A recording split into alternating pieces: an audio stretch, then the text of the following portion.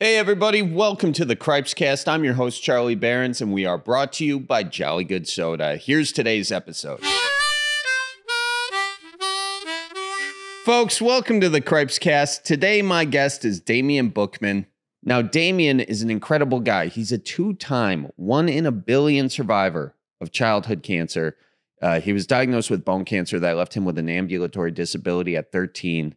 However, he is now an adaptive athlete, an adoptive father, a successful social entrepreneur, and his big project is the Universal Park, which he's looking to get going in Milwaukee, and it's making it so anyone can enjoy this park.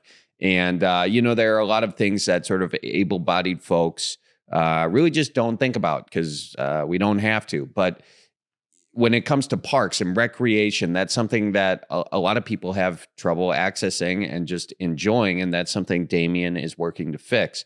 So my conversation with him coming up in just a little bit. Before we get to that, I've got Colleen Maraca. Is this your phone, Colleen? Mm-hmm. There you go. I got Colleen Maraca, the EP of the Cripescast. Colleen, how you doing? Good. How are you? I'm doing good. Did you have yourself a good week? I did. Yeah. It's been a minute since we've been in the studio. I know it has been a minute. Yeah. Nice to have you back here. Oh, golly. Oh, golly. What's going on? Is your mic all... Bill put in these new, Cali-wampus? That's all right. Bill put in these new mic things and they're just driving me nuts. So thanks a lot, Bill. I think they're good. I think it's just you got to tighten them every now and again. Yeah, I'm just going to sit up like this so I don't have to move it. But yeah, I was in LA and then you were in Denver. So how was that? Yeah, Denver was cool. I was hanging out with Dude Dad. For those who have listened to the podcast, Taylor's been a guest, I think, twice. Yep. And we had a good time. It was nice living with him. I stayed at his house. I stayed with his family, which was super fun. He's got 4 really, really hilarious, fun to hang out with kids. Mm-hmm. And I was Uncle Charlie for the week. Nice. Did a little, holding of the kids. I felt like I was growing up again. True. That's the kind of controlled chaos he's got going on in his house. It's a lot of fun. It felt like I was back growing up with, where you got a baby and a toddler and then, kids running around looking for the remote for the TV. And Taylor's, such a, and Heidi, they're both very creative people with how they run their business and their home. And it's just super fun to be there. So did you change any diapers? I didn't change. No. I bailed on that hard. I wasn't even going to offer that, but I have done it. Much to your mom's disbelief. Yeah, my mom. Jeez, I changed so many diapers, and she's like, "You never changed one." Jeez, Mom. Yes, I did. Yeah. But no, we went out on his boat. He's got like a wake boat, and I learned how to wake surf. Kind of. Okay. I dropped the rope. Which look have at you. Have you done that? The wake surfing? I couldn't if I tried. I've driven for my friend. Yeah. But I'm not good at wake surfing. Well, I'm more of a skier. Everybody can do wake surfing if you just do it enough. Yeah, and I just don't have enough time. Yeah, it's a time thing. It's a time thing. I'm not dedicated. I prefer skiing. I got to work on dropping a ski. I haven't done that yet. So okay, well, I have other goals. You have other goals. I'm other a professional tuber. But yeah, that looked like a lot of fun. Yeah, it was a good time. Nice. Good time up there. And we've got some videos coming out soon with him. One of them is kind of when the neighbor gets a zero turn. So that's the title of one. What's that? Zero turn lawnmower. Oh, nice. It's like a riding lawnmower, a ZT. Gotcha. And then also we did historical influencers. So we did. We talked about that a long time. I remember when Dude Dad was here, when he stayed here. Yeah. We riffed on that for a long time. And I remember, it's going to be I can tell, I already know it's going to be a good video. Yeah. We spent a lot of money on costumes. That's for sure. Yeah. But it was a good time. Fun. And, what's funny is one of my earliest stand-up bits was about historical influencers. So what was that? Do you want to go through that, Jim? No, I don't think it was a great stand-up bit. Okay. But it was just basically, the concept was basically like, what if like these great historical figures had social media, like how little they would actually get done. Oh, you know? Yeah. Donatello would be like, just like, oh, check out this piece of marble I got. It's sick. I'm going to What should I do with it? What should I do with it? Let me know. Let me know in the comments. And then instead of David, he just like, chisels like, I don't know. He makes it a countertop or something. Well, I don't know. What would he do? He would just make it like he probably makes it the poop emoji. Yeah, that's funny. I like that. Well, fun. I'm excited for that video. Yeah, it'll come out. It's a lot better than how I'm currently describing it. But that's how it goes. And Colleen, we've been talking about for a while, but finally this week we are doing our basketball game. Is that I heard all the knuckles in your fingers just crack there. I'm just getting ready. I'm excited. That's good. Yeah, no, keep cracking them. People at home love hearing that. ASMR. Yeah. Wait, okay. Can we get my neck? No, I can't. No, that's okay. That was you don't need to put that on audio. Ow. Yeah. Feels good. So have you been practicing basketball? No, I've been running though, so I feel like my stamina on the court will be good. Like that will show. Like I feel like I have good endurance right now. Okay. Well, have you been practicing basketball? Last night I did Donald Driver's softball game, his Legends versus Stars softball game. What were you? I was neither, honestly. I was an honorary. I played on. So it's weird because I got there and I thought I was playing on Donald's team, but then I was wearing a different colored shirt than everybody on Donald's team. And then I'm like, oh no, maybe I'm playing on AJ's team. So then I walked over to the Packers. So I ended up playing with all the Packers. I think I played on the wrong team accidentally. Oh gosh. But it was a lot of fun and nobody cared. It was super cool to do it.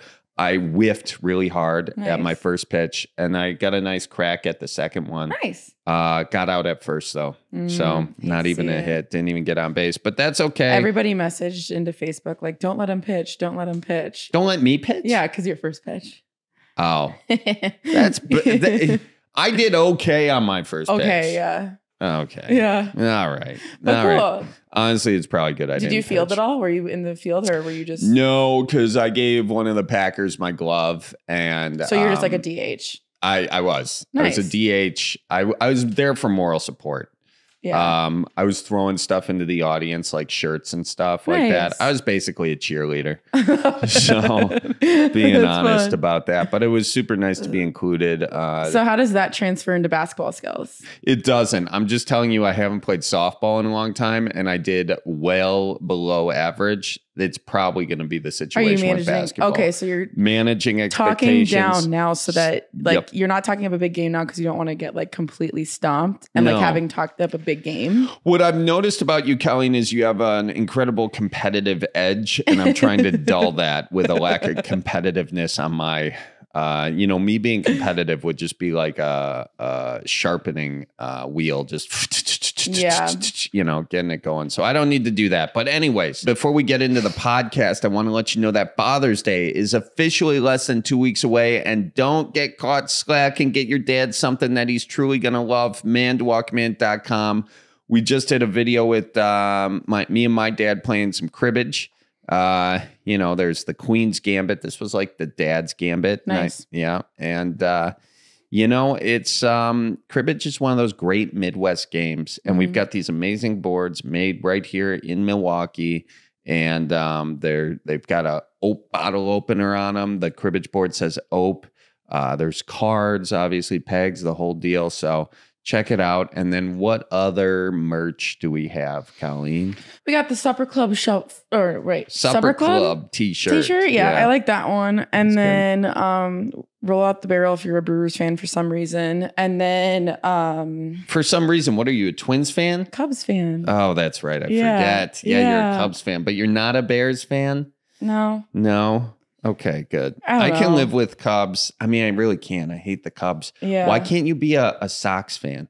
I'd rather die than be a Sox fan. What? Why? Yeah, in my family, the Maracas are Cubs fans. My Nona's siblings are Sox fans. It's animosity. Wow. To the 10th degree. It's mafia ties. You just got to live with it. You just got to live with that. I'm not going to argue with the Italian way. The Chicago Italian. I suppose born, if you were Irish, you'd be South Side, maybe. Maybe. I mean, I was born like in Wrigleyville. Like that's where I was born in Chicago there. So snob. Yeah. I don't know. Built different. And but yeah, so I was born a Cubs fan. You don't really like change that. You can't. I know you can't change. You can't change that. I agree. You roll with what you got. Yeah. But anyway, bringing it back to the shirts. Keep removing shirts. Midwest nice, all of that type of stuff. There's koozies, bottle openers. There's my personal I love the drink t-shirts with the little, I like to say business in the front, party in the back, kind of like a mullet of a t-shirt. Yeah, the Bloody Mary and old fashioned shirt, and then you get the directions to make them at the back of them. Yeah. And also, folks, patreon.com/Charlie Barons. You can find a bunch of stuff like I was up at my grandma Sue's putting a new dock in. Well, by new, I mean it's a very, very used dock that my uncle just bought, and we're refinishing it. So nice. Yeah, it's kind of, and I got Grandma Sue's Netflix recommendation ready to roll. So it's about 11 minutes of her talking about, oh my gosh, or this movie that she was watching it when I walked in, and oh man, she what movie is it? Do you know? A Perfect Life on Netflix. It's hilarious. That's typical Grandma Sue. Yeah, you can get her whole recommendation for that on the Patreon. Amazing. That's patreon.com/Charlie Barons, and you can watch us build that doc. It's going to be a work in process for sure. Yep. All right, folks. Well, that is it for the intro. Now it's time to get to my conversation with Damian Buchman. Before we turned on the camera, you were talking about, not thinking you were funny enough. Yeah. I like what you said, though. Is like, you got jokes about cancer. Yeah. And then, but you didn't think like, what would you say? Able-bodied people? Yeah. So like you have jokes about cancer, especially childhood cancer. People aren't sure that they should laugh about that when you're using those jokes. And then I've got a lot of jokes because I hang out with a lot of people with disabilities. And able-bodied people aren't too sure that they should laugh at that either. But you know what? Here, I'll say this as an able-bodied fella. Sure. And probably like where that comes from. We don't necessarily know the terminology all the time. At one point I heard you're not supposed to say disability, but then you hear a lot of people say disability, who have a disability. Like, is it just different strokes for different folks? You nailed it on the head. It's different strokes for different folks, different strokes for different folks. It absolutely is. Yeah. Because you've got so many people, right? Like I have a niece and nephew on the autism spectrum. Yeah. And my sister likes to use the person first language we say really heavily, right? Not I have an autistic niece and nephew. I have a niece and nephew who have autism. Right. So a lot of parents like to use that person first language. A lot of people with disabilities who have the actual disability, especially adults, most of them that I've run into don't really care. Yeah. It's so broad, differently abled, disabled, abled. The superpower. Different strokes for different folks. Kind of thing. Well, hey, my whole thing started with Super Gimp, a tattoo I got. Actually was in a trademark battle and fight with DC Comics over that. Oh, yeah? Yeah. DC Comics and the U.S. Patent and Trademark Office. Really? Yeah. They were sitting there squatting on the Super Gimp I actually got a thing from their office that said, we see how you're using this, but we can't allow something like that. So I came back. Well, not DC Comics. First, I was a U.S. Patent and Trademark Office. I gotta listen to the stories. Yeah. So I went back at them and I was like, well, who says a Special Olympian wants to be, quote unquote special, which they don't, but we've allowed that mark to happen. So eventually, long story short, the USPTO pushes through the trademark and says, okay. And then DC Comics get a hold of it and Warner Brothers. They put the kibosh on that. No more Super Gimp. That sucks. It did suck. Yeah. An attorney actually said to me, he goes, well, what is this, Damian? Is this about a mark or is this about creating an impact? I thought, okay, well, that's fair. I guess I got to let this go. And he said, he's like, you're going to, what the hell? Right. He was like, they're not going to sue you for it. So just keep using it, but they're never going to let you win that battle. Right. Yeah. Okay. That is kind of funny. That's I good. dare you to sue me. Right. I dare you. Yeah. Sue this disabled guy that survived childhood cancer. That'll be a good look for you. Some good PR for you. Solid. Since we've started discussing the topic, what's your advice for people who they don't necessarily know the eggshells, or when they're talking with someone with a disability, or the language that they use? Is there sort of something that you can always start and you're usually okay saying this kind of terminology, and then you can either back it off more or push it forward from there? I think the first thing is just to keep it real and see the person. It can be hard. It can be hard to see the person. Sometimes disabilities are pretty prevalent, come with a lot of different anomalies, and you're kind of looking around and thinking, I have some questions and I'm not sure if I should ask them. Yeah. First, see the person and then don't be afraid to ask the questions. Okay. I think I loved watching my youngest son, Lennon, right? Mm-hmm. He's probably 5 at the time that we transformed Bradford Beach in Milwaukee to the most accessible beach in the country. Down comes a friend of mine, an acquaintance named John, who's a quad amputee, so no limbs, right? Okay. But he's got like a little nub on his arm. Yeah. And so here's my 5-year-old going, hey, what's that? Mm-hmm. And why don't you have legs? And what's going on with your arms? And where's your thumb? And he's just asking all these questions. And I just let it roll because he's in a conversation, right, with just another human being, and he's interested. Yeah. Right. And John was comfortable with it. Lennon was comfortable with it. And they were just having a chat as 2 human beings. Right. Right. Yeah. Because I would imagine you don't want those things to define you, and yet you want people to be normal with you. Yeah. And part of that is just being honest. And if that's someone's first thought, to just ignore it, it's like there's an elephant in the room. That's right. But that's a challenge though, because every room you walk into, there's an elephant in it, you know? So that's got to get exhausting over time. I think one of the issues where I step into is it's not prevalent with me unless I'm wearing shorts and you see my legs that are a hot mess. You don't know that I have any kind of limitation. Right. For all you know, I might just have a really cool walk. Yeah. You know, and it might be something I'm trying to show off saunter today. That's right. I got that stride. I got that stroll. And you don't know. And so I don't want to speak for anybody out there who might struggle with some of those issues day to day. And, you know, people kind of looking at me and I don't know what to say, or I don't know how to react, or, you know, today is not a day I want to be stared at, you know, any of those kinds of things. Yeah. But for the most part, in all the conversations I've been in with people, continuously the comment is just ask me questions. Right. Just ask. I'm not afraid to answer them. I'm happy to answer them. There might be something different here. Let's just, you know, explode the elephant. Yeah. Let the cat out of the bag. Yeah. Yeah. So you have a incredible story, and it starts, I mean, it goes way back to the first day I was born. But tell us your story. Give us your background here. Gosh. I've been, I guess what a parent would call a lemon pretty much from day one. Yeah. You might call me a lemon.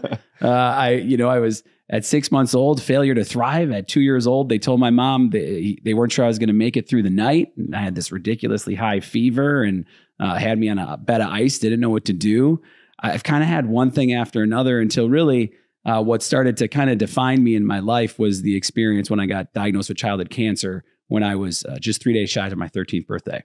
Okay. So you got cancer then, but right away it was a problematic situation. It was one of those, yeah. I mean, it was bone cancer. Failure to thrive? Failure to thrive, yeah. What the hell? At Who 6 came months. up with that terminology? I don't know. I guess man? I wasn't eating. I wasn't drinking. I wasn't growing. I wasn't doing the right things a baby should be doing. Yeah. Bummer. What was going on with you back then? It's been going on since day one. Or something? It could be. Yeah. Could be. My mom told me my dad didn't want me either. So wait, either. I've been having problems since I was being, created. Oh man. Wow. But someone, Charlie, had a plan for me. Yeah. Somebody did. Yeah, sure. Wait. Your mom said your dad didn't want you either, or your dad didn't want you, but your mom wanted My you. mom did want me. Yeah. So okay. my mom was the first and always constant fighter for me. Apparently I've had a few therapists, including you in my life already. Wow. This is good. I mean, this sounds like, we brought up DC Comics. This sounds like Right? the beginning of a comic book, It could be. Yeah. I mean, it's a great origin story, first of all, Anyway. So we fast forward to 13 or just before 13. Yep. 3 days shy of 13. And what happens? I was walking around. I was quite an athlete, I would say, on my road to, as my sister and my mom said one day, they're like, you're going to be the 3-sport athlete. You're going to be a B student. All the girls are going to love you. You're going to be one of those guys. And for about 2 months, I had pain in my right leg. Couldn't identify why, but was still jumping all over the place, running all over the place. Eventually saw some swelling in my right leg, went to the doctor and find out you have bone cancer. Went from being that idea of being able-bodied to instantly having what we call an ambulatory disability when you can stand and walk just immediately. I was on crutches and a knee immobilizer, and for the rest of my life would have some limitation. Right away. Yeah, right away. What was that like? Do you remember that, being that old, getting that news? It's one of those things where ignorance is bliss, where everybody talks about, right? You've got an orthopedic doctor who sees your x-rays, comes into the room after he sees your x-rays, guy's ghost white, and says to, looks to my mom and says, well, this could be an infection, or it could be a tumor, and that could be malignant or benign. My mom's crying a little bit, and I look at the doctor. I'm 12. I go, what the hell's a tumor? Yeah. Literally, I'll never forget it. That's exactly what I said to him. I had no idea how to react. And that ignorance was beautiful. So then you go and you get a biopsy. They confirm it is, and it's cancer. And they say, you've got this bone cancer called osteosarcoma. And here's a protocol of things you're going to have to do. Here's the medicine you're going to have, the surgeries you're going to have. Here's how long it's going to take. So then my attitude was just, cool. I guess I'm going to be sick for a year. I'm going to have a surgery and then I'm going to be fine, which can be far from the truth in a lot of cases, which I learned as a child. But then when I did go into remission after those 11 months, I was re-diagnosed 7 months later, a month into my freshman year of high school. This time I got in my left leg. So now I've had bone cancer in both my legs, and 28 knee replacements and revisions later, and 30 years later, here we are. Dang. Talking with Charlie Behrens. That's a lot of knee replacements. It's a lot of metal in and out. Yeah. Yeah. Are they getting better over the years, the knees? No, they're getting worse. They're not. Yeah, not better. No one's putting money into that technology. Why? Oh gosh, now you're taking me down a really long road. No. You know what? I was just doing a photo shoot with a guy who is in college currently, but he is he's studying neurobiology, and one of the things that he's doing is designing prosthetics and all that. It's awesome. So I don't, but anyway, go ahead and tell me why it's not really working out. I mean, there's some hypotheses there, but there's not a lot of money in it. So only a certain number of people are going to even get a bone cancer where they would do what's called a limb salvage. It's actually technically called a total oncology knee. Mm-hmm. So not that many people are going to need that. Then not that many people are even going to survive, right? As many are going to survive. And then not that many are going to survive 5 years. And most of my friends who actually lost their legs to infection post-surgery, not the cancer itself. So you can take all my surgeries combined and then throw in those 6 of my friends that are amputees from infection, and they haven't had as many surgeries as I have combined. Wow. So they don't, where's that investment? How long is that knee going to last? How many people are going to need it? What's the value in us as a company investing in something that's functional and that works really well and that returns some kind of energy, and all those questions?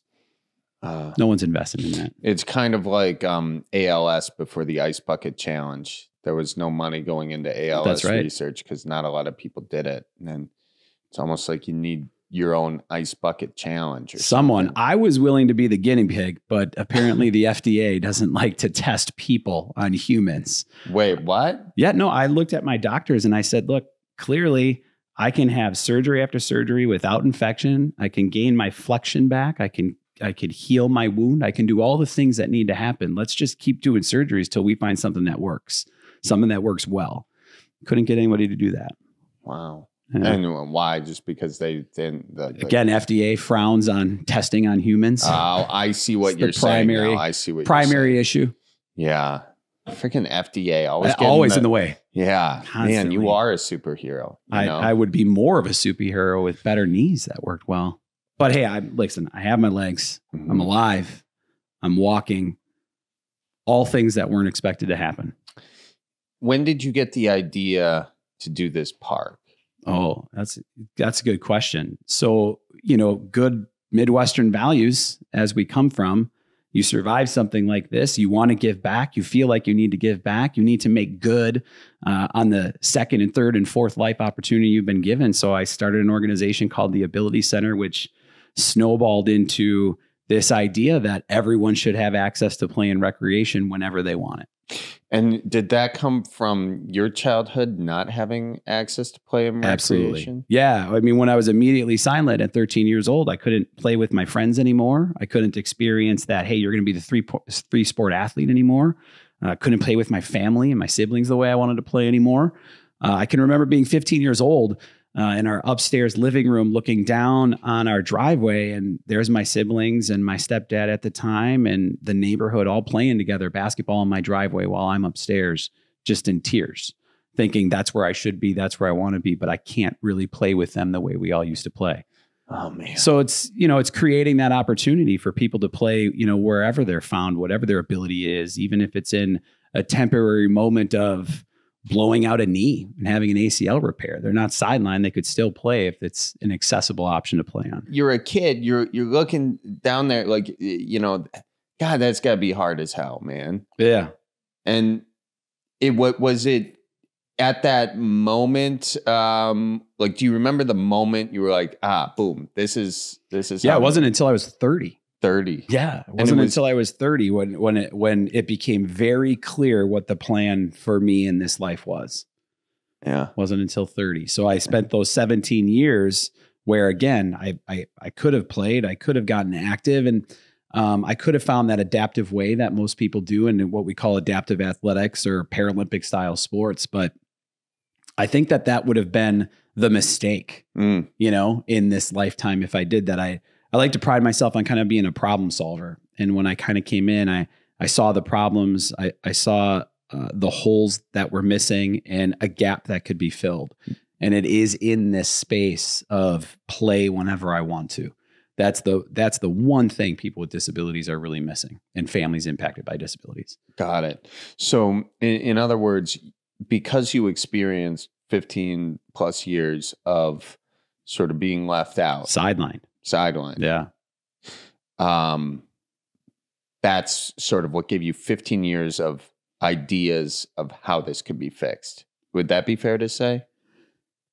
We're getting there. I mean, the funny thing is I always had this feeling that I was meant for something, but I didn't know what. And, I did a lot of volunteering at a camp for kids with cancer. That's where my wife and I met even. And I saw, what the barriers were to opportunities post-diagnosis and the things that the kids wanted. And a lot of us all wanted the same thing. And a lot of us walked away with childhood cancer with some form of disability, be it intellectual, physical, developmental. Runs the gamut, really, blindness, amputation, the whole bit. And I thought, well, childhood cancer isn't our long-term issue, right? Disability often is. And so who's talking to us about living the highest quality of life in our new normal? And so I started finding, I loved sports. I loved play. I had a bunch of friends who were amputees. So when we started Super Gimp was actually about having a team of athletes that could play any adaptive sport ultimately. And we wanted to represent these athletes on a higher level than they were already represented. Yeah. So we went over down to Florida and took over an event in Florida called the Extremity Games for amputees. So I brought my 3 friends who were amputees plus another amputee, but 3 of them were all amputees from childhood cancer. And I thought, well, I'm doing this for them. This has nothing to do with me. I'm trying to help these people who need me out. And it turned out as things change and pivot in life and take turns, I realized, no, this is what you're supposed to be doing, Damian. Yeah. You need to do this. You need to improve opportunities. You need to bring access. And so over time, I ran into more people, different disabilities for different reasons, and just started realizing, my friend Jordan at Bradford Beach shouldn't have to be dumped in the sand out of his wheelchair at the top of the beach. And then I'm a dad. I've adopted 3 boys, and my kids want to play with me and I want to play with my kids. And my kids should be able to play with me on the playground when they look back. Dad shouldn't have to be sitting on a bench.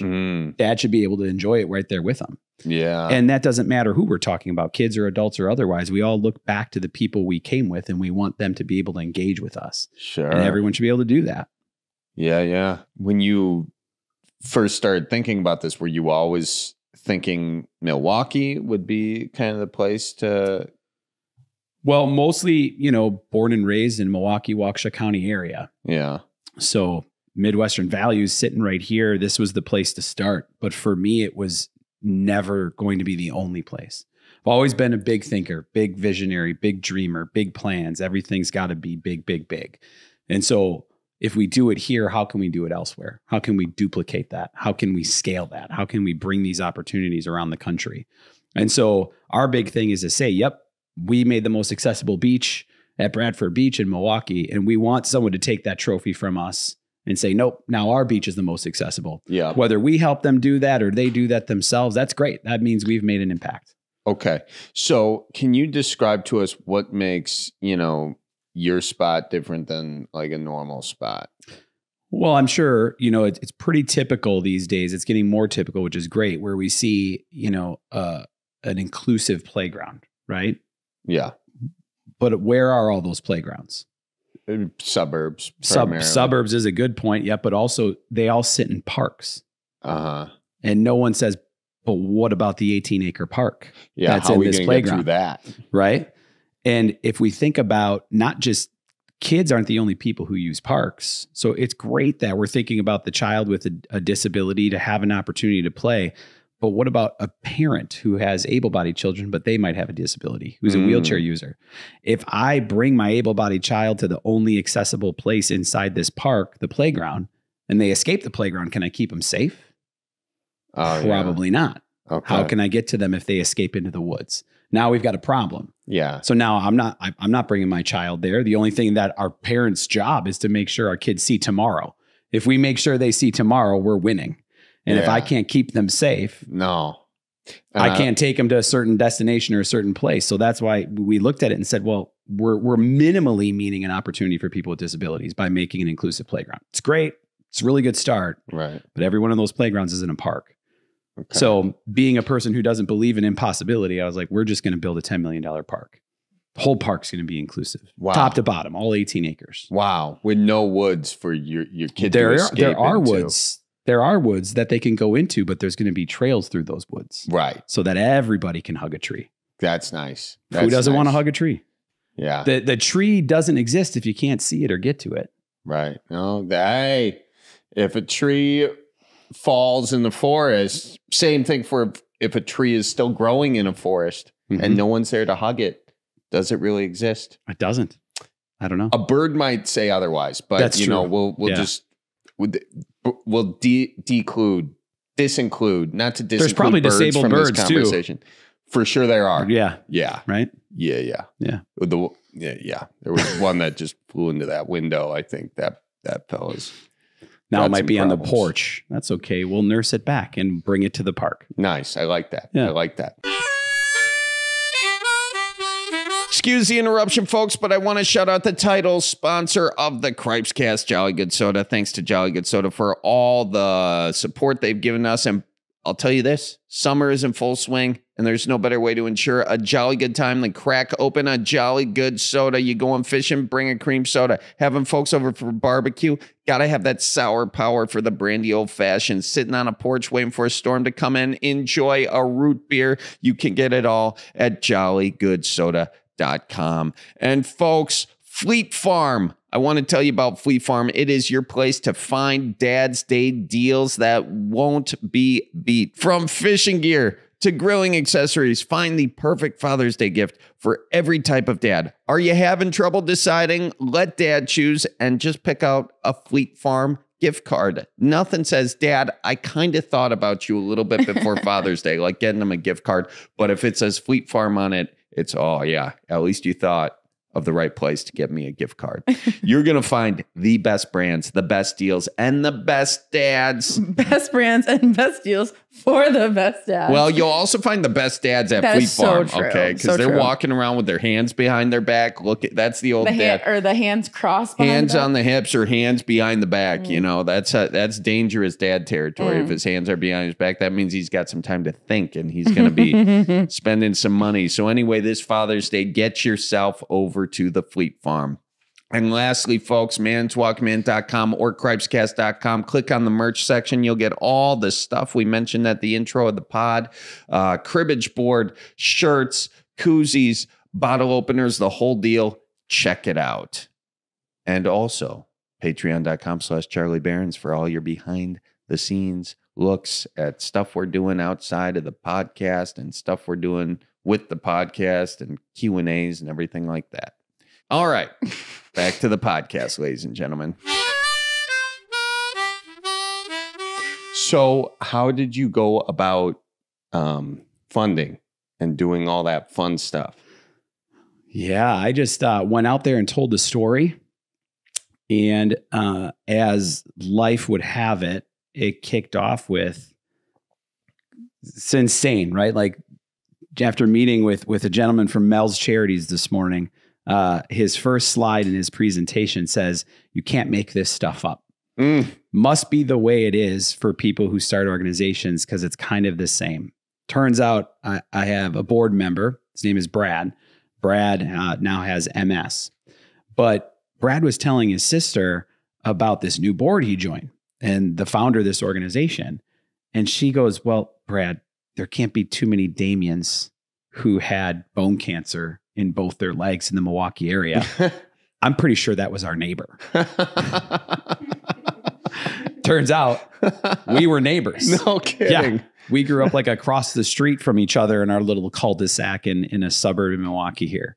And so Brad, as we had an event to talk about this park, when I first had the vision in 2019, invited some friends of his to come to our event that we called a walk in the park.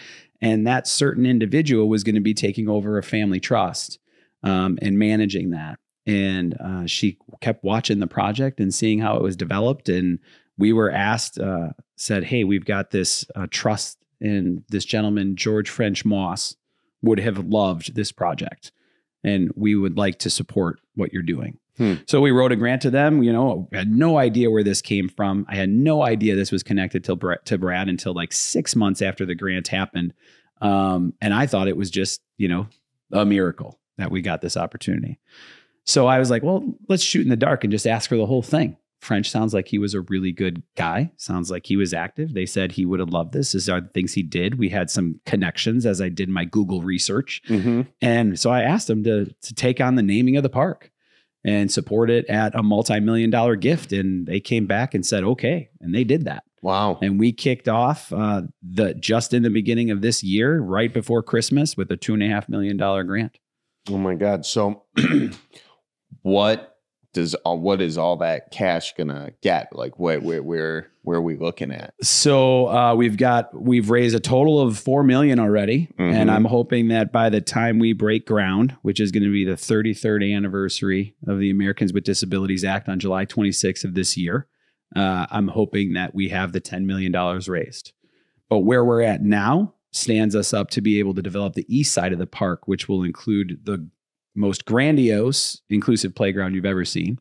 Will include baseball fields, but also something we call Universal Field, which has never been designed before and just happens to be locked up inside of my brain. What is it? I want to hear that. It's, you know, people are familiar with like Miracle Field sometimes, which is a baseball field for kids with pretty severe intellectual and developmental disabilities, and really all disabilities. But the way it is planned, and it's a great opportunity, is not inclusive of wheelchair softball for juniors or for adults with physical disabilities. And so Universal Field, so Miracle Field is 126 feet to center. Junior wheelchair softball is about 160 to 180, and adult wheelchair softball is up to 220 feet to center. So we're creating a park, or a field, if you will, this Universal Field that has a retractable or movable fence throughout each one of those distances. Oh, nice. But then that also creates enough space for wheelchair football and wheelchair lacrosse, and you could put basketball on this surface. And the surface is also going to be somewhere between what a Miracle Field is and what asphalt is, because that's usually where wheelchair softball is played, as well as wheelchair football. Okay. So we can put a whole lot more inside of this space instead of an opportunity for just one small part of our population. Got it. Then a grandiose, you know, regular typical baseball field will be there. You know, we at the Ability Center like and appreciate the opportunities where people are playing side by side or ideally together. Not a place to drop off Timmy, Tommy, Sarah, and Sue and come play later. This is, or come back and pick them up. This is, you play together. And yeah, that helps build community. There's a bridge for folks. Absolutely. I love that. That's great. And is there, obviously we're in Wisconsin, so limitations with the weather and all that sort of stuff? Well, we'll have opportunities to go through the winter, right? Yeah. So you have, there's various adaptive equipment that, again, provides opportunity of people to get out in the winter, but that stuff's expensive. So if we can do an equipment sharing model inside of the park, then people can come out and play all year round. Cool. Yeah. And is there an aspect that's indoor for people who just don't like the cold? Yes, light. We will be improving the building that's inside of that park and making it larger so that we can have some sensory rooms, some specific bathrooms that help allow people to be there the whole time, opportunities to plug in your communication devices or mobility devices so that you can stay all day, really, if you want to. And so assets that will be internal and indoors so that you can stay and play longer.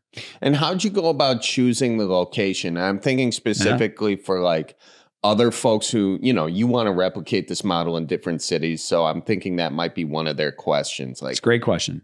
Why? Well, I mean, why Wisconsin? Because I'm here. Why Milwaukee? Because I live down the street, right? Yeah. From in Wauwatosa, where it is, which is right now called Wisconsin Avenue Park. And so we picked that location because of its proximity for equity for people with disabilities. So there's an elderly home right across the street. Makes a heck of a lot of sense. There's a rehab hospital a block away. There's an entire medical campus a mile away.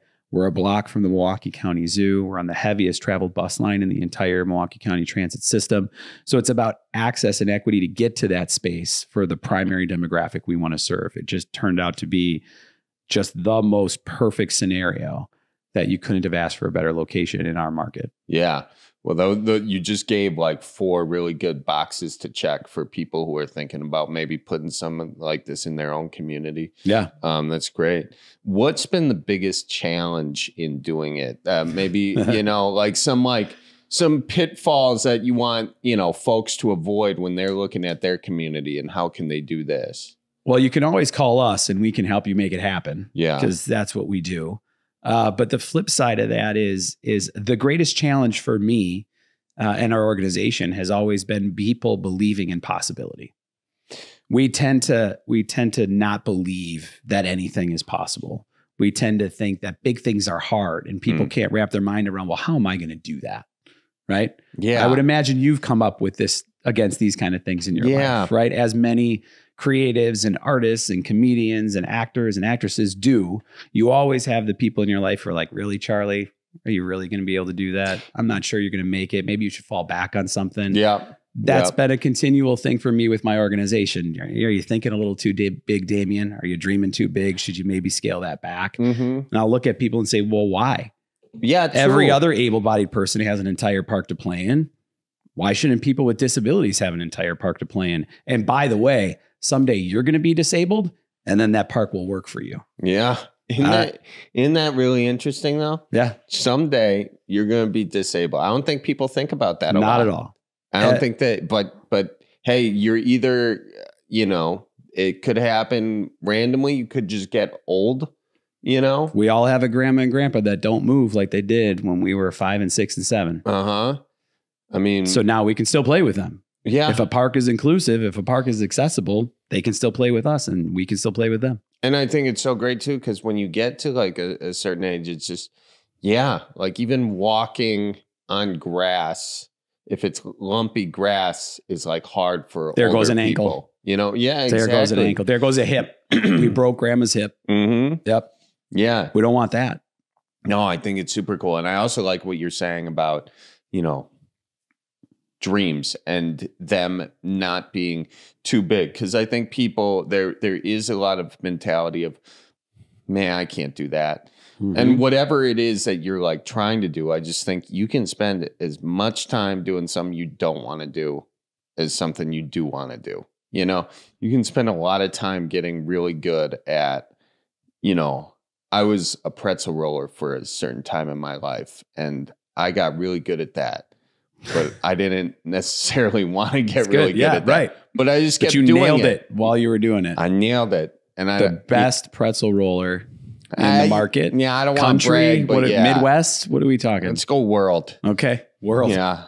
Yeah, right. I can show you how to roll pretzels if you ever want to know. Incredible. Ever do the pizza pies?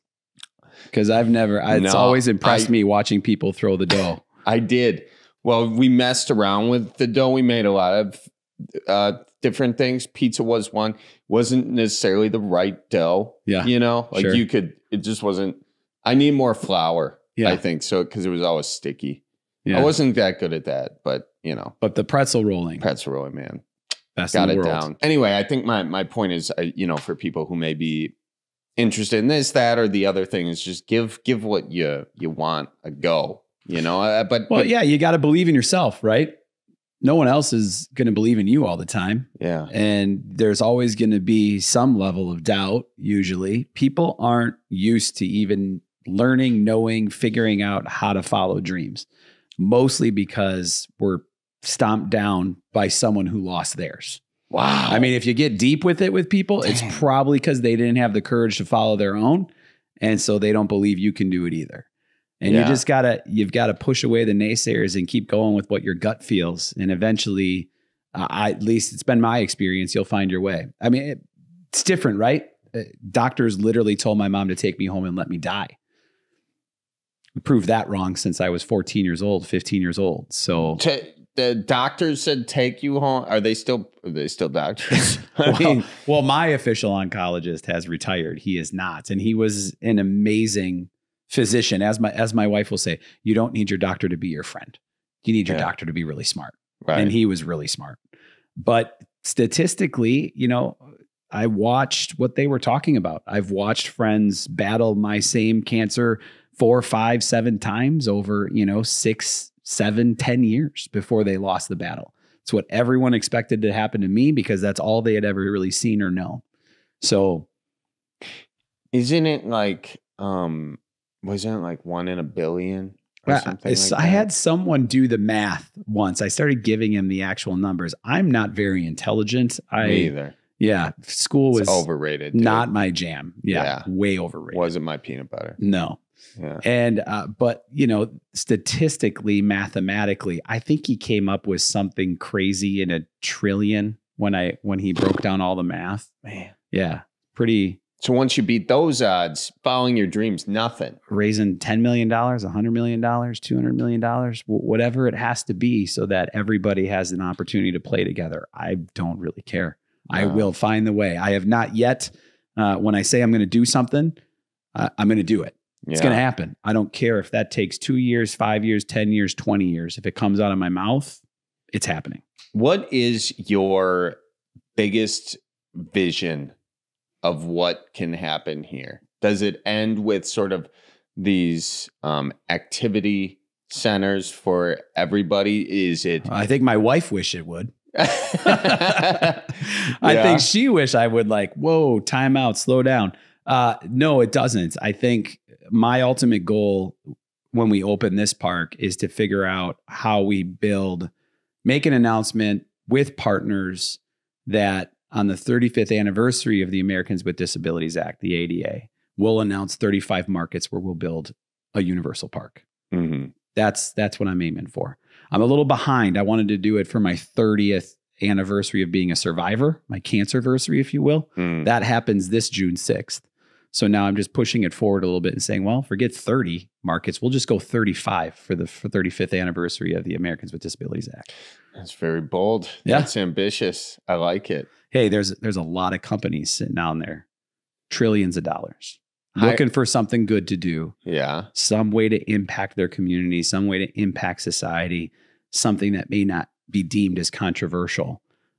There's a mom in our area who has a daughter with a disability, and she said it right. She goes, it's like the hottest time to be disabled right now. She's like, you go own that, because being disabled, it's kind of the thing right now. And it's something that, again, isn't controversial, touches everybody, goes across every single barrier. And there's nothing that can be bad about opening a park that works for everyone. Yeah.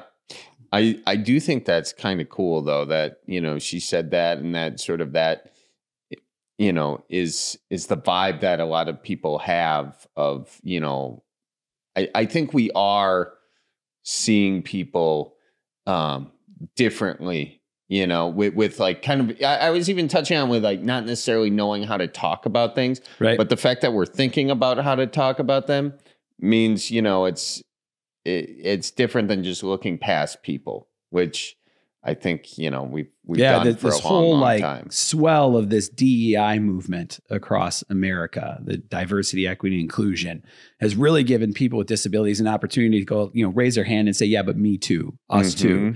And people have come more from a heart space with that and seeing people say, yeah, you're right. What about you? What is it that you need? What is it that you're missing? How can we see you?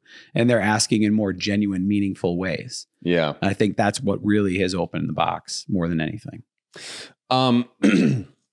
Well, what has been sort of the hardest thing in doing this? You know, like, what's been the biggest trouble spot or the biggest issue that people may encounter if they're thinking of going down this road themselves? I think, you know, what separates maybe myself and our organization from many is just that pure grit and tenacity.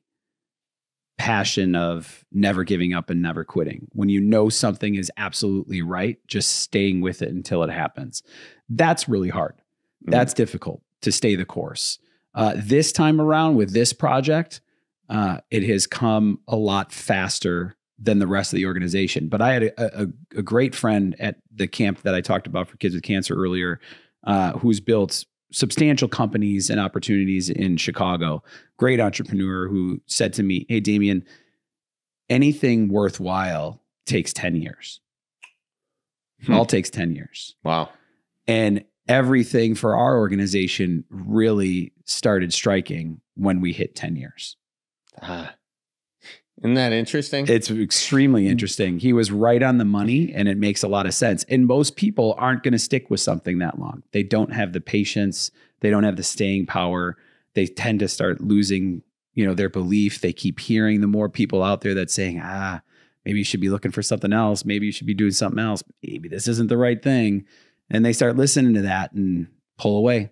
Isn't that cool though, that you just said it, that you just repeated that 10 year, because maybe someone out there is listening. I don't care what they're doing. If they're doing comedy, if they're doing their own nonprofit, whatever, they've been doing it for 5 years, 6 years, man, that's a time to quit. No, you know, that's a time people would stay think the course. I mean, I went out to Los Angeles too, when I was like doing, and with a bunch of friends. I mean, I knew other friends out there doing it, you know, and some people give it a year. But if they're not a movie star, they get the hell out of there. No. Or, you know, in the news business, like if you're not an anchor after, like I was in that business, anchor after, you know, right, your first job, if you're not getting anchor opportunities, it's not meant for you. Yeah. Isn't that crazy that we do that? It's absolutely, it's asinine. Doesn't really make a lot of sense. Anything that's good in life really takes 10 years. Everything that's good is hard. Yeah. Like every doctor had to go to school for, I mean, umpteen years. Yeah. Who knows? Way more than 10, like 30, like for some of them. Yeah. They got to school. When my surgeon was retiring, he was in his 60s and he's like, I feel like I finally figured it out. Yeah. I don't know why they're pushing me out now. I'm really good now. Right. I know what I'm doing now. Right. He was done. Well, that is cool to hear and to sort of spread that. What other advice that we haven't touched on, if there is anything, like, do you have for folks who may be disabled themselves, or, you know, looking to kind of go on and do their own thing, and they find you as an inspiration? Oh boy. I could probably talk all day on this. The question becomes, what road do we go down? I think I'll go back to the statement earlier. And I think it's a hard thing for people with disabilities to wrap their heads around, right? Like, now is your moment. Now is your time. It is it's a great time to be disabled, if you will, if that's where you find yourself, because America is becoming more accepting, because DEI movements inside of corporations truly, you know, who likes to talk about COVID anymore, but we all went into virtual work. Ever since the internet was founded, people with disabilities have been trying to say, but I could work from home. And everybody said, well, that's not possible. You can't do that. Well, we certainly proved that that's more than possible. And now we live in a hybrid world. And so that opportunity to find that career that you didn't think you could have, that opportunity to found that organization to solve that problem that you don't think you can solve, now is now is your moment. Now is your time to go out and grab that thing. More than ever before. When I started my organization in 2008. Really didn't kick off strongly until 2011. But, pardon my French, but nobody gave a shit about people with disabilities back then. It was a grind. And now people are looking to us and saying, well, how did you do that? How can we be a part of it? Or how can we help? That was nowhere near the conversation back in 2008 to 11. Yeah. And now companies, Toyota, Nike, on and on, are grabbing on to athletes and individuals, with and impacted by disabilities and saying, how can this be our thing? How can we help? What can we do? And it's new. It's new, and it's sometimes hard to navigate and figure out, well, how do we grab a hold of that, and how do we collaborate and work together to do the right thing when people with disabilities for so long have really, not by choice, but by force, have been isolated because the world is not accessible. The world is not inclusive. And so sometimes it's easier to just isolate instead of go out in the world and have to navigate that next place that's not available, or that next place that's not accessible, or all your friends want to go to whatever restaurant and you can't go. So you're just like, well, I guess I'm out of this one again. Yeah. Yeah. That's, there's a million things that, you don't even think about. Well, and then there's the side of you should pick up a friend with a disability because there's almost always handicap seats. And you usually get to go in the front of the lines. If you want to go to Disney, go with a disabled person because you got that access pass. All me and my kids did was ride rides all day long. We had no time for anything else at Disney but to ride rides. That's true. Think of the perks. That's right. Don't do it for the right reason. Screw your altruism. That's what I'm saying. Do it for the handicap parking. Eventually, you'll make a really good friend. Yeah. We're good people. Right. Just like there are many other good people out there. Yeah. See, this is where the joke gets uncomfortable that I was talking about earlier. Charlie's like, is this something I should be laughing at? Is that okay? Yeah, I don't know. Or is cancer culture going to get involved with this right, one? I know. Are they going to cancel me for laughing at this? Let's be real. There's going to be people with disabilities out there that'll cancel me for some of the comments. Do you get some of that too? I've gotten stared at in that space sometimes, especially early going, with like, you're not disabled enough to really know. Yeah. And then the interesting thing is it becomes this absurd argument inside my brain because I was like, but if I was a bilateral amputee, because you would see my disability, you wouldn't make that comment. Right. But I know many bilateral amputees who are more physically functional than I am with my internal prosthetics. So what's your point? It's kind of at the end of the day, you're looking, you're judging the book by the cover, if you will. Right. You're not really knowing what's going on. Yeah. Yeah. It's a very interesting thing, man. Yeah. What can you say? You get into all these things. I mean, people question you all the time, especially me, about your disability. I was going down to Summerfest one year. Yeah. And turns out I had a car full of women with me. Nice. Yeah. And I'm going to park in the handicap spot. And I show the thing, and the police officer asked me, well, who's disabled? Who's handicapped? Right. So challenge right from moment one, which I love. Love these moments. And I was like, well, I am. And it's like this, really? Prove it. So I pull my pant leg up. I show him my leg. I was like, well, how does that look to you? Yeah. And he goes, oh, sorry. Yeah, what the hell? And then he looks in the car and sees the ladies and says, lucky you. I was like, thanks. Can I go park now? It's constant. It's almost always. That was State Fair. Summerfest. Oh, Summerfest. On my way down to Summerfest. Yeah. Oh my God. Bummer. Yeah. No, it was all right. It worked out well for me. Yeah. Seriously. Yeah. Those are the things you don't really think of. So I appreciate you sharing those stories because it's something I don't think about at all, Yeah, we all want to look at the person that gets out of the disabled parking spot and often be like, really? Yeah. Are you really disabled? Should you really be parking there? And listen, I'm not going to say I haven't done it from time to time. And then I remember I don't look like that either. Yeah. And it's not obvious. And I could walk into a mall and feel in so much pain that I don't even want to walk out of it, by the time. So it's like, I've got to step back and just not judge that individual and meet them where they're at. Are there any other sort of societal pet peeves that you may have with respect to people with disabilities that maybe folks out there just aren't aware of? One I'll throw out there using the big stall.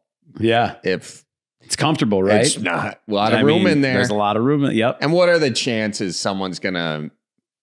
What are the chances? That's what someone like me would think. That's what someone like me often thinks as well. Yeah. Yeah. I didn't see anybody when I walked in. I'm going to be in and out of here quick. Oh, I'll yeah, be fine. quick. Yeah. I'm not going to sit down and then park on my phone for 20 minutes, reply to 5 emails. I just want a little extra leg room, little extra elbow room, get my business done. Some I'm out. for my suitcase if I'm at the airport too. Fair enough. You know? Yeah. So you've been there. Been there. Oh, yeah. Have you used it? I have used it. Yeah. Absolutely. Me too. Many times. Yeah. You have more of an excuse than I do, though. I do. So, yeah. I do. But it would require me to drop my pants if somebody asks me. So I've been looking for those moments my whole life just to drop my pants. Go ahead and show. I probably would have to the officer if I wasn't sitting in a car seat. That tends to go away when you reach your 40s though. In my 20s, I was looking for it every day. Yeah. Who can I drop my pants with right now? Just to prove a point. No, but you asked me about a pet peeve. I think a pet peeve for mine is because I grew up like it is thinking that kids can't be disabled. That's a pet peeve of mine. When somebody sees someone young, it's always you don't belong there. You're not disabled. Like there's some kind of rule that only adults and the elderly can have a disability. Really? Yeah. Why do you think that's a thought? Because that's mostly who we see coming out of handicap spots, right? Are the elderly. Yeah, yeah. Or again, older people. You know, when I got out and had a handicap thing up as a kid, my mom didn't look disabled. Oh, right? I see. So maybe. So it was always a battle of, well, you shouldn't be parking there. Then we had to explain what my scenario is. I got it. You know, if we were even in the mood to explain it in that moment. Yeah. I did that coming into a restaurant. I remember a guy tried to shoo me away. I pull up, everybody's waiting outside to get inside the restaurant because there's a waiting period, and park, get out of the car. Guy looks at me, he goes, "Oh no," and shoos me. "Get out of here. You don't belong there." Like literally questioning me. And I was like, "Excuse me?" He's like, "You can't park there." It's like, well, pretty sure my handicap plaque says I can park here. Yeah. Which is why I did. Right. And so then we get in a back and forth about why I can park there. And it was a summer day, so I showed him my legs. And then you've got a guy who's got to stay inside his space and win the battle, right? Like, I'm not giving up on this. I'm not going to apologize. I'm not going to squash my pride in this moment. Yeah. I'm going to own this guy, right? That was kind of his attitude. And his wife kept pulling at him like, "Stop it, stop it, stop it." And eventually I realized they just left. She made him leave. Oh, smart. So we bumped up on the list a little bit higher and didn't have to wait as long. It all worked out. Another bonus to come out to a restaurant with people with disabilities. Let me know when you want to catch dinner. Yeah.